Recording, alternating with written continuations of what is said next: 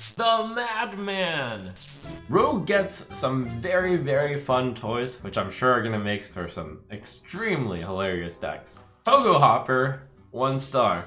Everyone's gonna try it out, but I didn't even rate it 2 stars because I don't think that card is good enough to see play past the first 2 weeks of opening experimentation. People are gonna try it and they're gonna be like, wait a second, this deck sucks. I'd say that the payoff for this card is less than Faldorai's Strider. And that never really worked out. And if you're looking to play a combo deck, why not just use the combo to kill your opponent instead of play a steadily growing bigger and bigger guy? And you might argue, wait, Jade did work well, but in this case, the bigger and bigger man requires you to input more and more spells instead of just being independently good. Whereas Pogo Hopper is not an independently good card. It's a 2-mana 1/1, which sometimes you're gonna just immediately take off the board because you want to play the Pogo Hopper again. In which case it's 2-mana 3/3. Like, you have to play it 2 times before it's even good. Lab Recruiter, 2 stars. I rank this card kind of along the same lines as Pogo Hopper in that I feel like it's going to be too slow. The general idea is you could kill your deck with Myra's Unstable Element and then you could Lab Recruiter. Faldorai's Strider is the card that I'm suggesting instead of Pogo Hopper. And I think that does have some validity to it, which is why I'm giving it the 2-star rating, but not higher because I don't think it's going to be able to beat out the other decks. You can even go infinite with Lab Recruiter, your Lab Recruiter, make sure you never deck, but instead of doing such awesome and wild experiments, why not win the game? So if you're gonna draw out your whole deck, and granted rogues can do it easier, why not draw out your whole deck and then win the game instead with something like Mechathune as rogue? Or why not play a different class like Shudderwock or Malagos Druid? Violet Haze, 1 star. Generally, when you are adding 2 random cards to your hand that you aren't sure whether or not they're going to be good, that'll cost 2 mana and are sometimes played. So I don't think Violet Haze is going to be played at 3 mana. Necron Blade, 2 stars. Baseline, it's already pretty decent. 3 mana, 3/2 weapon, pretty standard. And the trigger the death rattle of a friendly minion, that is incredible value for the value decks and a combo enabler for the combo decks. You can combo it on the cube, you can combo it on the cube that has eaten Leroy to potentially do 1-turn kills. My problem with Necron Blade though, and why I think it ultimately won't work out, is because if you're trying to combo the Leroy cube, then that is only going to be 18 damage plus the Necron Blade swing of 21. And if you want to run that combo deck again, why not just run Shudderwock or Malagos Druid? I don't think there's a compelling enough argument to run it in Rogue, but I do feel like it's going to be tried out enough to warrant the 2-star rating, and the base stat line on this weapon is pretty good. So how about a value Rogue, you might ask? Well, you'll hear more about my idea of value Rogue when I review the legendary, but in short, I don't think a Death Rattle value rogue is going to be worth it. White Nozzle Crawler, 1 star.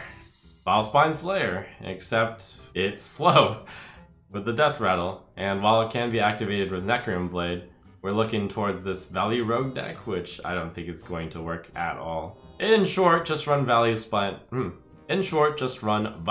Slayer, or Value Spine Slayer as I was about to say. Academic Espionage, 1 star. Well, it hurts me to rate my own reviewed card 1 star, and by the way, at the time that I reviewed it, I was like, yeah, this is gonna be awesome, it could be really good.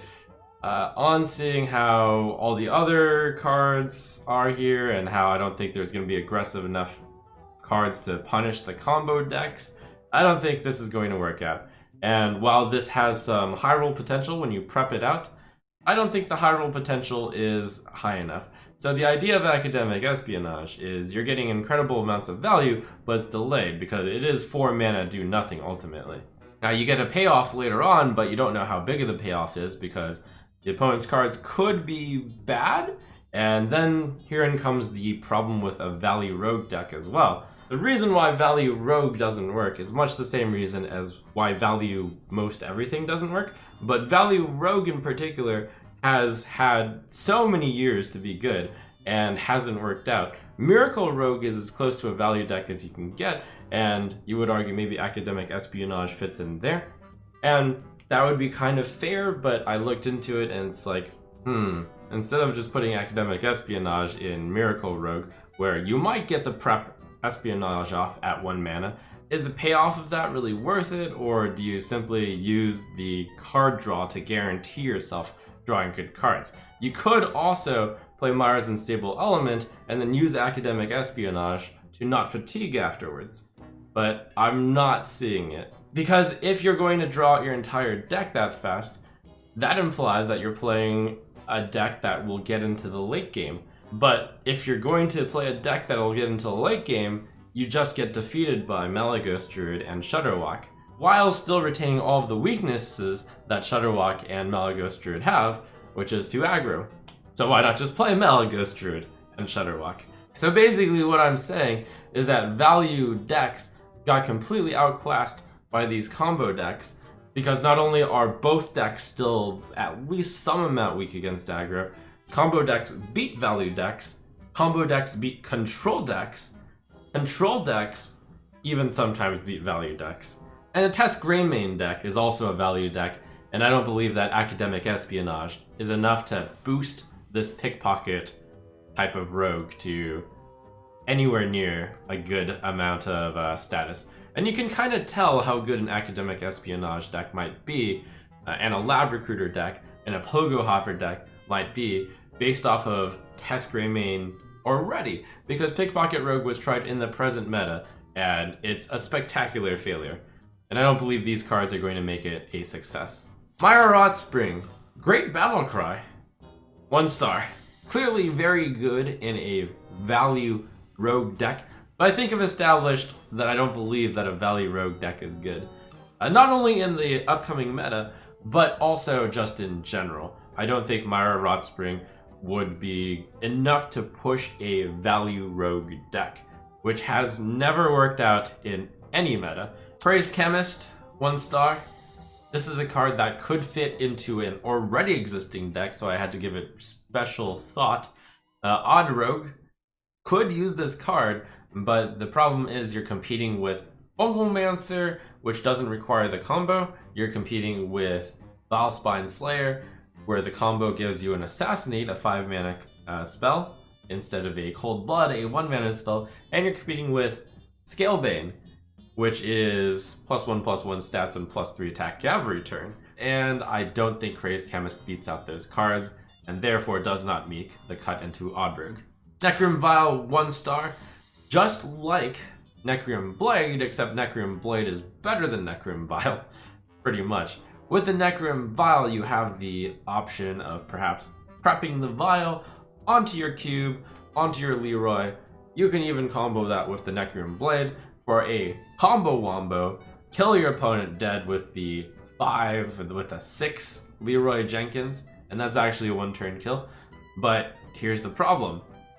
Shudderwock and Malygos Druid do it more efficiently, they do it faster, they do it safer with more board clears and more board control. Why would you play the OTK Rogue when you can play OTK Shaman or OTK Druid? This particular combo, in a meta where those 2 decks didn't exist, I would be excited about. I'd be like, oh my god, what was Blizzard thinking? You can OTK them with the Cube and the Leroy. And the Leroy you'd have to Shadow Step as a preparation also. Why do you do all this setup when you can just, play a bunch of independently good cards and then play Shudderwock? Or when you can just play not as many combo cards and ramp faster to the Malygos? Myra's Unstable Element, 5 stars. This card is actually good because it will fit into a pre-existing deck of Odd Rogue. I think it's a good last-ditch effort. You play all the cards in Odd Rogue. Did you not win yet? Okay, last-ditch effort. Play Myra's Unstable Element. 1 last burst of power. You have about 3 more turns to win after that.